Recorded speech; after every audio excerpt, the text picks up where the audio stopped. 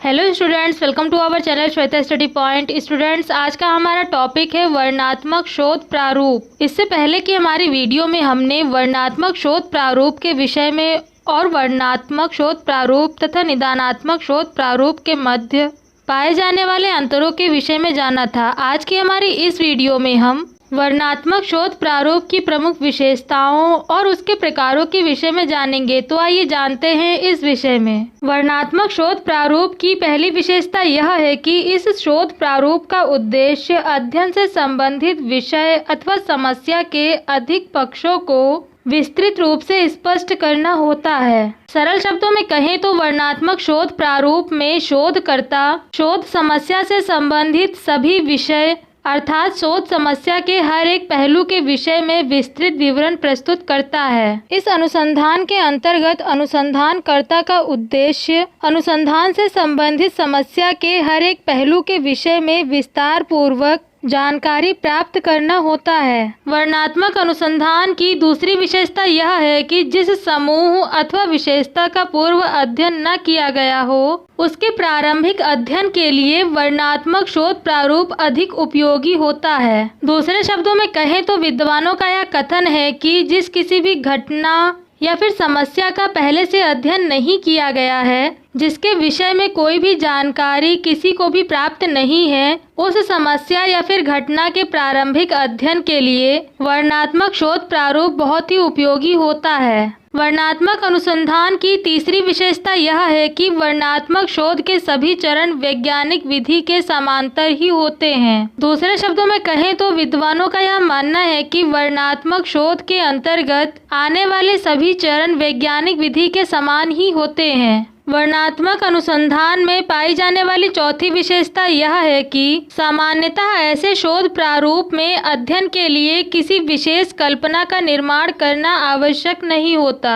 अध्ययनकर्ता का उद्देश्य विषय संबंधी सभी पक्षों से संबंधित सूचनाएं एकत्रित करना होता है। दूसरे शब्दों में कहें तो वैसे तो अनुसंधानकर्ता जब अनुसंधान प्रारंभ करता है तो वह अपने अनुसंधान प्रारंभ करने से पहले अपने अनुसंधान विषय से संबंधित एक विशेष कल्पना का निर्माण कर लेता है, जिसे हम परिकल्पना के नाम से भी जानते हैं। अनुसंधानकर्ता के लिए अपना अनुसंधान कार्य शुरू करने से पहले समस्या के विषय में पूर्वानुमान लगाकर एक परिकल्पना का निर्माण करना बहुत ही आवश्यक होता है, क्योंकि जब अनुसंधानकर्ता अपने अनुसंधान विषय के संबंध में पूर्वानुमान लगाकर एक परिकल्पना का निर्माण कर लेता है तो उस परिकल्पना के कारण उसका शोध कार्य आसान हो जाता है। लेकिन वर्णनात्मक अनुसंधान में अनुसंधानकर्ता के लिए अपने शोध समस्या से संबंधित अर्थात जिस समस्या या फिर घटना के विषय में वह अध्ययन कर रहा है उस घटना या फिर समस्या के विषय में अध्ययन प्रारंभ करने से पहले पूर्वानुमान लगाकर परिकल्पना का निर्माण करना आवश्यक नहीं होता है, क्योंकि इस अनुसंधान के अंतर्गत अनुसंधानकर्ता का उद्देश्य अर्थात उसका लक्ष्य अपने अनुसंधान विषय के अर्थात वह जिस समस्या या फिर घटना का अध्ययन कर रहा है उस समस्या या फिर घटना से संबंधित हर एक पहलू के विषय में विस्तार पूर्वक ज्ञान प्राप्त करना होता है। अतः इस अनुसंधान के अंतर्गत अनुसंधानकर्ता अपने अनुसंधान विषय से संबंधित हर एक पहलू के विषय में विस्तार पूर्वक जानकारी इकट्ठा करता है। वर्णनात्मक अनुसंधान की पांचवी विशेषता यह है कि इस अनुसंधान के अंतर्गत शोधकर्ता की भूमिका एक तटस्थ अवलोकनकर्ता की होती है। आइए अब जानते हैं वर्णनात्मक अनुसंधान के प्रकारों के विषय में। अनेकों विद्वानों ने अनेकों प्रकार से वर्णनात्मक अनुसंधान के वर्गीकरण का प्रयास किया है, जिसमें वान डेलेन का वर्गीकरण हमें तर्कसंगत दिखाई पड़ता है। इन्होंने वर्णनात्मक अनुसंधान को 3 भागों में विभाजित किया है। इनके अनुसार वर्णनात्मक अनुसंधान का पहला प्रकार है सर्वेक्षण अध्ययन, दूसरा प्रकार है अंतर संबंधों का अध्ययन और तीसरा प्रकार है विकासात्मक अध्ययन। वास्तव में यदि देखा जाए तो इस वर्गीकरण में कठोरता नहीं है, कुछ अध्ययन एक क्षेत्र में तथा कुछ अध्ययन एक से अधिक क्षेत्र में आ सकते हैं। दूसरे शब्दों में कहें तो वान डेलेन ने वर्णनात्मक अनुसंधान का वर्गीकरण करते हुए वर्णनात्मक अनुसंधान को 3 भागों में बांटा है, जिसमें से पहला है सर्वेक्षण अध्ययन, दूसरा है अंतर संबंधों का अध्ययन और तीसरा है विकासात्मक अध्ययन। वर्णनात्मक अनुसंधान के इस वर्गीकरण में कठोरता नहीं है, क्योंकि वर्णनात्मक अनुसंधान के कुछ प्रकारों का प्रयोग अनुसंधानकर्ता अध्ययन के एक क्षेत्र में भी कर सकता है और कुछ प्रकार ऐसे हैं जिनका प्रयोग अनुसंधानकर्ता अपने अनुसंधान में एक से अधिक क्षेत्रों में कर सकता है। आइए जानते हैं वर्णनात्मक अनुसंधान के पहले प्रकार सर्वेक्षण अध्ययन के विषय में। समस्याओं का समाधान करने के लिए शिक्षा शास्त्री, मनोवैज्ञानिक, सरकार, उद्योगपति तथा राजनीतिज्ञ सभी सर्वेक्षण करते हैं। दूसरे शब्दों में कहें तो समाज के किसी भी क्षेत्र में जब कभी भी कोई भी घटना घटती है या फिर कोई समस्या उत्पन्न होती है, तब उस समस्या के समाधान के लिए शिक्षा शास्त्री, मनोवैज्ञानिक, सरकार, उद्योगपति तथा राजनीतिक इत्यादि सभी सर्वेक्षण करते हैं। ये सभी समाज में घटित होने वाली उस घटना या फिर उस समस्या के विषय में और अधिक जानकारी प्राप्त करने के लिए सर्वेक्षण कार्य करते हैं। सर्वेक्षण के दौरान सर्वेक्षणकर्ता वर्तमान क्रिया की सार्थकता सिद्ध करने अथवा वर्तमान क्रिया में सुधार करने के लिए वर्तमान दशा से संबंधित आंकड़े एकत्र करते हैं। जैसे कि जब देश में सरकार द्वारा कोई भी योजना लागू की जाती है, तब उस योजना के लागू होने के बाद उसका सर्वेक्षण भी किया जाता है। सर्वे के दौरान यह पता लगाने का प्रयास किया जाता है कि जो योजना लागू हुई थी वह योजना किस हद तक सार्थक सिद्ध हुई है, योजना सार्थक सिद्ध हुई भी है अथवा नहीं हुई है। दूसरे शब्दों में कहें तो इस सर्वेक्षण के दौरान यह पता लगाने का प्रयास किया जाता है कि सरकार द्वारा जो योजना लागू की गई थी, वह योजना जिस उद्देश्य से लागू की गई थी वह उद्देश्य पूरा हुआ है अथवा नहीं हुआ है, और अगर नहीं हुआ है तो क्यों नहीं हुआ है, योजना कितनी सार्थक है अथवा कितनी नहीं है, योजना में किसी सुधार की तो आवश्यकता नहीं है। योजना से संबंधित इस प्रकार के अनेकों प्रश्नों के उत्तर प्राप्त करने के लिए सर्वेक्षण कार्य आवश्यक होता है। सर्वेक्षण करते समय सर्वेक्षण विषय की जो वर्तमान दशा होती है उसी दशा से संबंधित आंकड़े एकत्र किए जाते हैं। सर्वेक्षण संबंधी आंकड़े एकत्रित करने के 3 उद्देश्य होते हैं। पहला, वर्तमान स्तर का निर्धारण, दूसरा वर्तमान स्तर और मान्य स्तर में तुलना, तीसरा वर्तमान स्तर का विकास करना।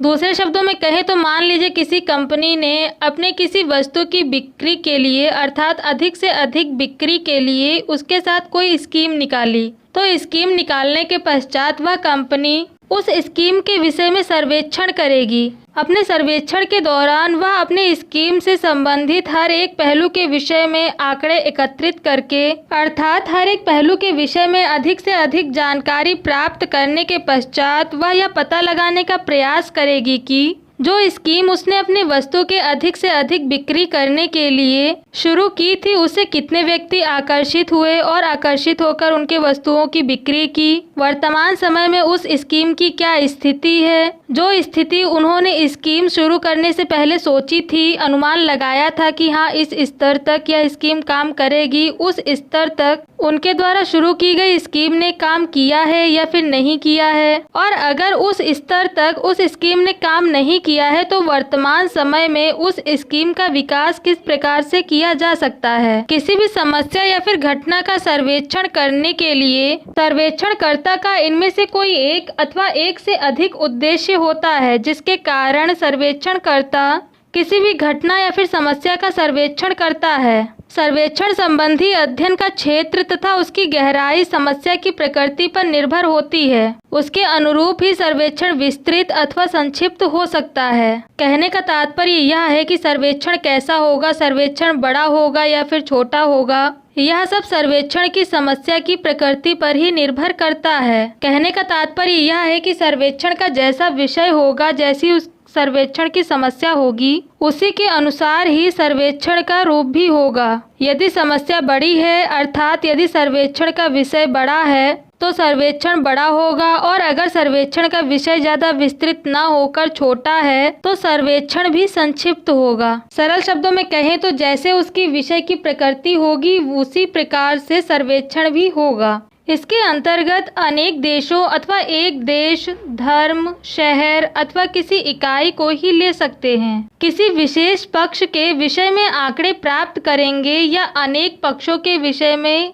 यह समस्या की प्रकृति पर ही निर्भर करता है। आइए अब जानते हैं वर्णनात्मक अनुसंधान के दूसरे प्रकार अंत संबंधों का अध्ययन के विषय में। अंत संबंधों के अध्ययन में अनुसंधानकर्ता केवल वर्तमान स्थिति का सर्वेक्षण ही नहीं करता, बल्कि वह उन तत्वों को ढूंढने का प्रयास भी करता है जो घटनाओं के संबंध में विषय में सूझ प्रदान कर सके।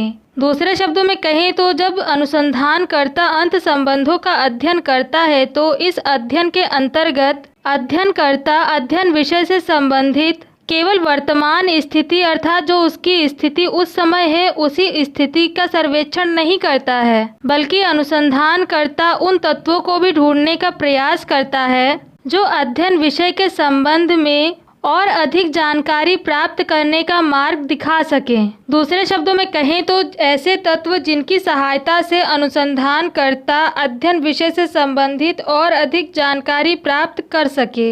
अंत संबंधों के अध्ययन भी 3 प्रकार के होते हैं। पहला व्यक्ति अध्ययन, दूसरा कार्य कारण तुलनात्मक अध्ययन और तीसरा सहसंबंधात्मक अध्ययन। व्यक्ति अध्ययन के अंतर्गत अनुसंधानकर्ता किसी सामाजिक इकाई, एक व्यक्ति, परिवार, समूह, सामाजिक संस्था अथवा समुदाय का गहन अध्ययन करता है। वह उसके व्यक्तित्व को प्रभावित करने वाली भूतकालीन घटनाओं अथवा अनुभूतियों, वर्तमान स्थिति एवं वातावरण के संबंध में आंकड़े एकत्र करता है। दूसरे शब्दों में कहें तो इस अध्ययन के अंतर्गत अनुसंधानकर्ता किसी भी सामाजिक इकाई जैसे कि एक व्यक्ति, परिवार, समूह, सामाजिक संस्था या फिर समुदाय के विषय में विस्तार पूर्वक अध्ययन करता है। इस अध्ययन के अंतर्गत अध्ययनकर्ता उसके व्यक्तित्व को प्रभावित करने वाली जो भूतकालीन घटनाएं हैं उन घटनाओं तथा अनुभूतियों का